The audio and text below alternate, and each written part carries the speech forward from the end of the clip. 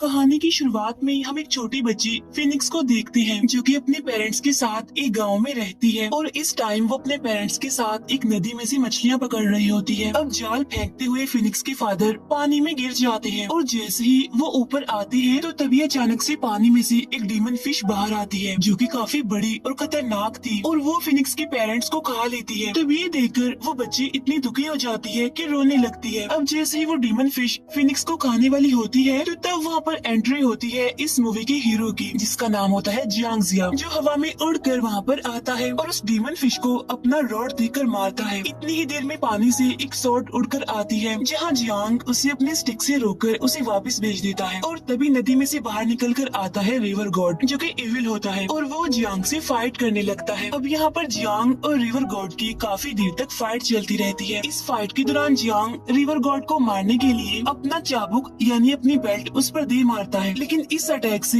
River God को कुछ नहीं होता और वो बच जाता है। लेकिन जियांग के बेल्ट से नदी का बहुत सारा पानी गांव के बहुत सारे लोगों पर गिर जाता है जिससे कई गांव वाले मारे जाते हैं। लेकिन ये बात जियांग को पता नहीं चल पाती कि उसकी बेल्ट को यूज करने से इतने लोग मारे गए हैं। तभी जियांग रिवर गॉड को अपनी बेल्ट से मारने की बात नदी के पास ही एक वोल्केनो में धकेल देता है और अपने स्पेल्स का यूज करके उसे वहीं पर ही कैद कर देता है। नेक्स्ट सीन में हम देखते हैं कि जियांग अपनी विक्ट्री से काफी खुश है, लेकिन तभी आसमान से एक आवाज आने लगती है और आवाज के साथ ही उस पर थंडर गिरनी स्टार्ट हो जाती है। फिर वो आवाज जियांग से कहती है कि तुमने अपने फायदे और जीत के लिए बहुत सारे मासूम लोगों की जानें ली है और ये इतनी बड़ी गलती है कि इस पर माफी नहीं बनती, यानी तुम्हें इस गलती के लिए माफ नहीं किया जाएगा। सजा के तौर पर तुम्हारे ऊपर 15 सालों तक बिजली गिरती रहेगी और अब हमेशा के लिए तुम मॉडल हो जाओगे, यानी बाकी ह्यूमन बींग्स की तरह, इंसानों की तरह। इसका मतलब ये था कि जियांग पहले इमॉर्टल था, यानी कि उसकी मौत कभी भी ना होती। तब जियांग परेशान होकर चिल्लाकर कहता है, मैंने कोई गुनाह नहीं किया है, मैंने किसी मासूम की जान नहीं ली और जिसको मैंने मारा है इन रिवर गॉड को, वो कोई मासूम कोई बेकसूर नहीं है, बल्कि वो इविल है, वो बहुत बुरा है, उसने बहुत सारे लोगों की जान ली है और बेकसूर मासूम तो मैं हूँ जिसे इतनी बड़ी सजा मिल रही है। अब यहाँ पर जियांग उसके साथ ऐसा ना करने के लिए चिल्लाता रहता है, लेकिन अनलकीली तब तक वो आवाज जा चुकी थी। और अब इसके बाद कहानी में हम सीधा 15 सालों बाद का टाइम देखते हैं जहाँ हमें वही बच्ची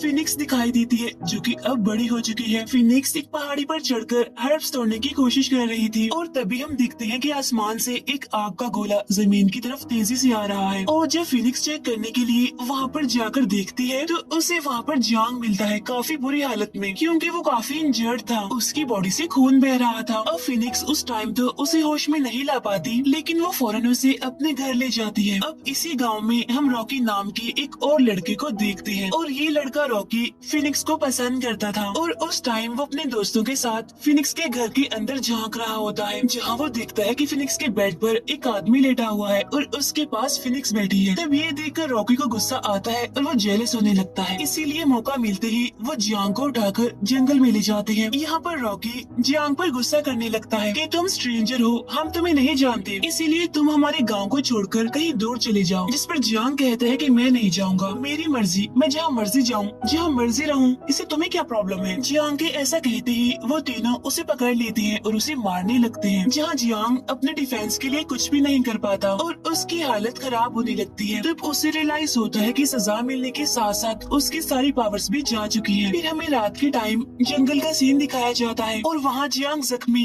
कमजोर हालत में हेल्पलेस पड़ा होता है और अपने फ्लैशबैक में वो उस सीन को याद करता है जब 15 साल तक उस पर बिजली गिरती रही और ठीक उसी टाइम वो अपनी वाइफ को याद करता है और उसकी वाइफ भी जियांग की तरह इमॉर्टल थी और उसकी wife same to same phoenix जैसी ही दिखती थी। और तभी जियांग को ढूंढते हुए फिनिक्स वहाँ पर आ जाती है और जब वो जियांग की ऐसी हालत देखती है तो वो उसे अपने साथ घर ले जाती है। नेक्स्ट सीन में हम देखते हैं कि गांव की एक लेडी नदी के किनारे कपड़े धो रही थी, लेकिन तभी पानी में उसे कुछ हलचल होती हुई फील होती है। लेकिन तभी वो डीमन फिश पलक झपकते ही उस पर अटैक करती है और उसे खा लेती है और वापस से पानी में चली जाती है। अब इस औरत की मौत की वजह से गांव के सारे लोग काफी भड़क जाते हैं, काफी गुस्से में आ जाते हैं और फिनिक्स से कहते हैं कि उस आदमी को अपने घर से बाहर निकालो। हमें लगता है कि इसी की वजह से डीमन फिश यहाँ पर आई है और हमारे गाँव की उस औरत को खा गई। तो फिनिक्स उन सबको समझाती है और उन्हें रोकती है, लेकिन वो सभी जियांग को उठाकर डीमन फिश के पास फेंकने के लिए चले जाते हैं। वो देखते ही देखते जियांग को नदी में फेंक देते हैं और जब डीमन फिश जियांग पर अटैक करने के लिए वहाँ पर आती है तब जियांग उसके मुंह में जाने से बचकर उसके सर पर चढ़ जाता है। अब डीमन फिश जियांग को उठाकर पानी से बाहर फेंक देती है और आसपास गांव के जितने भी लोग खड़े थे उन्हें शक करने लगती है, यानी उन्हें अपने अंदर समाने लगती है। तब ये देखकर डरते हुए सभी लोग वहाँ से भागने लगते हैं, लेकिन एक बच्ची वहीं पर ही गिर जाती है और अब डीमन फिश उसे शक करने लगती है। डीमन फिश उस बच्ची को हवा में कर देती है। उसे बचाने के लिए फिनिक्स उसकी तरफ बढ़ती है और उसे पकड़ लेती है, लेकिन अब डीमन फिश उन दोनों को ही शक करने लगती है, जिससे वो दोनों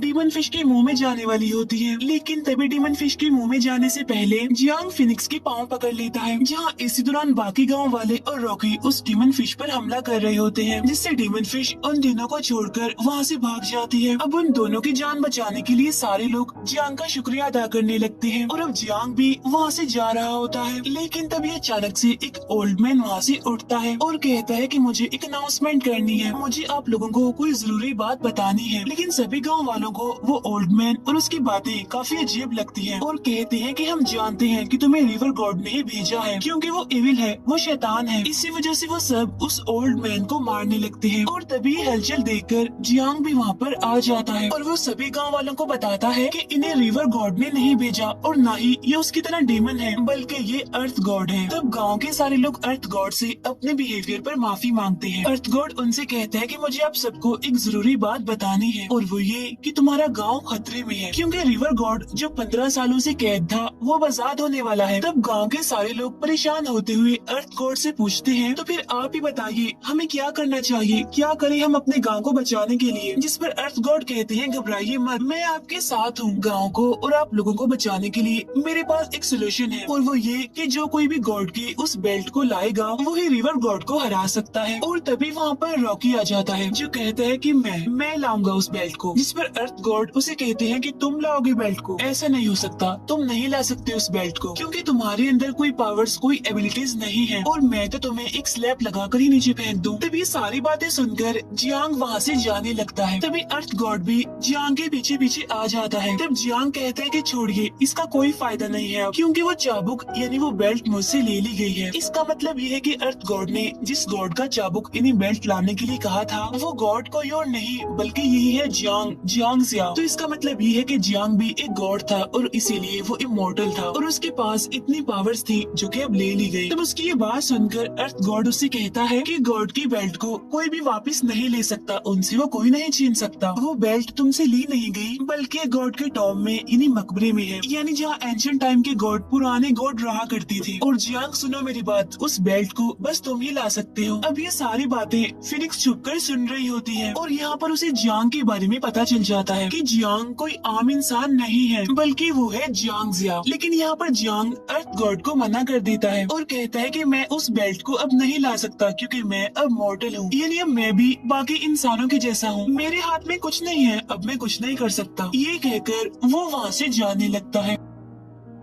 अब हम रात का सीन देखते हैं जहाँ पर जियांग अकेला बैठकर कुछ सोच रहा होता है, लेकिन तभी उसके पास फिनिक्स आती है और उसे बताती है कि मैंने तुम्हारी और अर्थ गॉड की बातें सुन ली हैं और अब मैं ये बात जान गई हूँ कि तुम्हें जियांग जिया हो। जियांग उससे कहते हैं कि अगर तुम्हें ये बात पता चल गई है तो प्लीज तुम इसे किसी और को मत बताना कि मैं ही जियांग जिया हूँ। अब यहाँ उन दोनों की बातें रॉकी और उसके बाकी साथी भी सुन लेते हैं और फिर अगली सुबह पूरे गाँव को पता चल जाता है कि ये जियांग ही असल में जियांग जिया है। और तभी अर्थ गॉड भागते हुए वहाँ पर आते हैं और वो सभी को बताते हैं कि हमारे पास टाइम बहुत ही कम है, रिवर गॉड कभी भी उस स्पेल को तोड़कर वहाँ से आजाद हो सकता है, यानी वोल्केनो से जहाँ पर जियांग ने उसे कैद किया था। अब किसी न किसी को गॉड का वो बेल्ट लाना ही होगा। तब यहाँ पर जियांग मान जाता है और कहता है कि मैं जाऊंगा वहाँ पर उस बेल्ट को लाने के लिए। जहाँ अर्थ गॉड अपनी स्टिक की मदद से वहाँ पर एक पोर्टल ओपन करते हैं जिसमें फौरन जियांग जिया चला जाता है, लेकिन फिनिक्स नहीं चाहती थी कि जियांग वहाँ पर जाए पाए, इसीलिए जियांग के पीछे पीछे वो खुद भी चली जाती है। जहाँ उन दोनों को जाता हुआ देख रॉकी भी उनके पीछे पीछे पोर्टल में चला जाता है। और वो तीनों जैसे ही पोर्टल के अंदर जाते हैं तो वहाँ उनके सामने एक काफी बड़ा डीमन आ जाता है। तब रॉकी उसे देखकर डरते हुए पूछता है, ओ गॉड ये कौन है? जिस पर जियांग उसे बताता है कि ये है डीमन किंग। और तभी डीमन किंग को उन तीनों की आवाज सुनाई देती है और वो उन पर अटैक कर देता है। उससे बचने के लिए जियांग भागकर अपने चारों तरफ स्पेल्स का एक सर्कल बनाता है। वही सर्कल वो फिनिक्स और रॉकी के चारों तरफ भी बना देता है और कहता है इन स्पेल्स की मदद से ये हमें देख नहीं पाएगा, लेकिन यहाँ पर एक मुसीबत भी है, ये स्पेल्स ज्यादा देर तक काम नहीं करते। तो जैसे ही मैं बोलूँ भागकर दूसरी तरफ चले जाना, क्योंकि वहाँ पर डीमन किंग नहीं आ पाएगा। तब जियांग के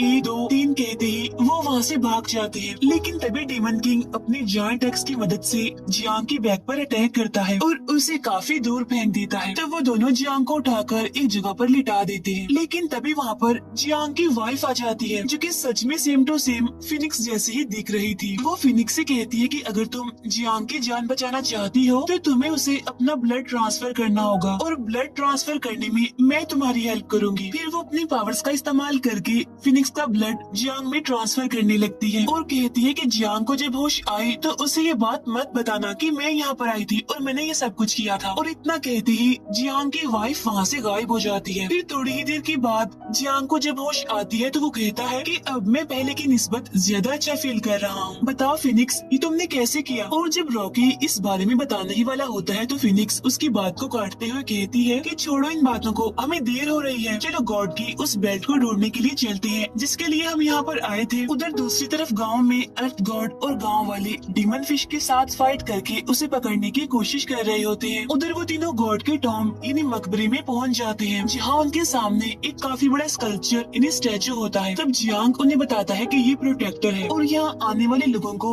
इनकी तरफ से दिए जाने वाले टेस्ट को पास करना होता है। और तभी एक बड़ा सा बर्निंग स्कल वहाँ पर विजिबल होता है, जहाँ नेक्स्ट सीन में जियांग खुद को चेन से बंधा हुआ पाता है, जहाँ उसके ऊपर बिजली भी गिर रही थी। यहाँ पर जियांग को फिर से वो आवाज सुनाई देती है जो उसे कहती है, जियांग जिया क्या तुम्हें अपनी गलती का एहसास हुआ है? यानी जो गलती तुमने की थी क्या तुम्हें उसका रियलाइज हुआ? जिस पर जियांग कहता है कि जब मैंने कोई गलती की ही नहीं तो मैं क्या रियलाइज करूं? तब ये बात सुनकर वो आवाज जियांग से कहती है कि सवाल का जवाब जानने के लिए तुम उसी गांव में जाओ, यानी उन मॉडल्स के गांव में, और तब तुम्हें पता चलेगा कि तुमने क्या गलती की है, तुमसे क्या गुनाह हो गया है। तब यहाँ पर जियांग गायब होकर 15 साल पहले उसी दिन में आ जाता है, यानी जहाँ पर वो रिवर गॉड से लड़ाई कर रहा था, जो सीन हमने मूवी के स्टार्ट में भी देखा था, जहाँ वो देखता है कि लड़ाई के दौरान उसने नदी के पानी से बहुत सारे गांव के लोगों को मार दिया है। और तब जाकर जियांग को अपनी गलती का रियलाइज होता है, लेकिन तभी अचानक एक बार फिर से जियांग गायब होकर उसी प्रोटेक्टर के सामने आ जाता है।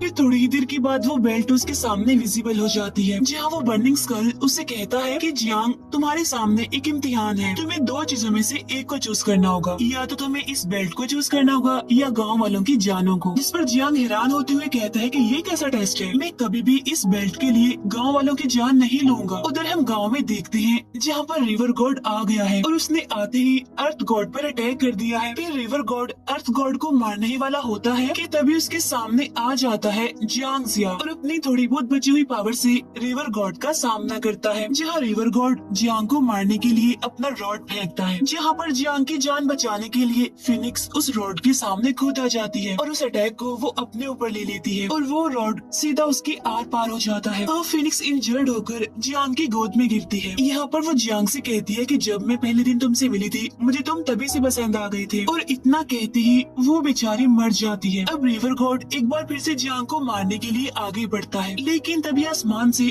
उसकी बेल्ट नीचे गिरती है, जिससे रिवर गॉड दूर जाकर गिरता है, जहाँ जियांग लोगों की जान बचाने के लिए रिवर गॉड को हेल में लेकर चला जाता है, जहाँ पर हेल में जियांग और रिवर गॉड लड़ने लगते हैं, जहाँ दोनों ही एक दूसरे को मारते हुए एक दूसरे पर भारी पड़ रहे थे। यहाँ पर जियांग फाइनली रिवर गॉड के उस रॉड को तोड़ देता है और रिवर गॉड के सर पर अटैक करके उसे बस मारने ही वाला होता है कि तभी अचानक से वो रुक जाता है और उसे नहीं मारता। तब ये देखकर रिवर रिवर गॉड उससे कहता है कि प्लीज मुझे मार दो, मैं हार कर नहीं जी सकता। जिस पर जियांग कहता है कि मैं तुम्हें नहीं मार सकता क्योंकि तुम इमोर्टल हो, लेकिन उससे भी अच्छी बात यह है कि तुम जिंदा रहकर एक अच्छे इंसान भी बन सकते हो। लेकिन तभी वो आवाज अचानक से जियांग का नाम लेने लगती है, जियांग जिया, और वो आवाज होती है मेन गॉड की, जहाँ वो दोनों अपने गॉड के आगे झुक जाते हैं। जहाँ पर मेन गॉड जियांग जिया से कहते हैं, तुम उस इम्तिहान में यानी मेरे टेस्ट में पास हो गए हो। अगर तुमने उस दिन गाँव वालों की जान के बदले में उस बेल्ट को मांग लिया होता तो तुम इस इम्तिहान में पास न होते बल्कि फेल हो जाते, लेकिन तुमने लालच में आकर ऐसा नहीं किया, इसीलिए अब इस बेल्ट को तुम रखो अपने पास। जब जियांग कहता है कि प्लीज मुझे माफ करना, लेकिन मैं गांव में ही उन लोगों के बीच में रहना चाहता हूँ। जिस पर मेन गॉड कहती हैं कि अगर तुम वहाँ रहे तो तुम हमेशा के लिए मॉडल बन जाओगे, यानी कि ह्यूमन बींग्स, इंसान। जिस पर जियांग कहता है कि कोई मसला नहीं है, मुझे मंजूर है। जहाँ पर गॉड उसकी बात मान लेते हैं, फिर वो रिवर गॉड को उसके साथ चलने के लिए कहते हैं, जहाँ रिवर गॉड गायब हो जाता है। नेक्स्ट सीन में हम देखते हैं कि जियांग नदी के पास बैठकर फिश पकड़ रहा होता है, लेकिन तभी 3 सोल्जर्स वहाँ पर आते हैं और जियांग से कहते हैं कि तुम्हें हमारे साथ चलना होगा क्योंकि हमारे किंग तुमसे मिलना चाहते हैं। अगर तुम सीधे तरीके से आराम से हमारे साथ नहीं गए तो हमें मजबूरन तुम्हारे साथ फाइट करनी पड़ेगी। तब उनकी ये बात सुनकर जियांग मुस्कुराने लगता है और उसकी स्माइल के साथ ही ये मूवी यहीं पर एंड हो जाती है।